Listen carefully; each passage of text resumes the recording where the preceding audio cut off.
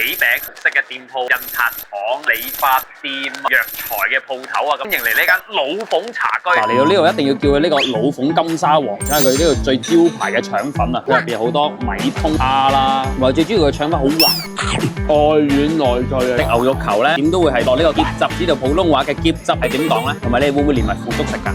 小間係會連埋呢個腐竹食。哇！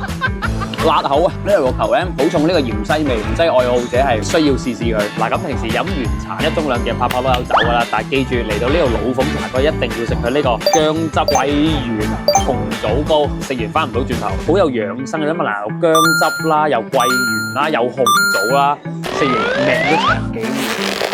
哇！你睇下呢度幾抵，我哋3條友食啊，食飽飽，300蚊有找啊，係咪真係好抵嚟啊？呢度嗱，下次交俾你過嚟食評啦嚇。嗱咁飲完呢個老鳳茶居咧，第2站咧教你去揾周星馳。嚟，我係香港簡 Sir，記得俾 like 同 follow 我啦。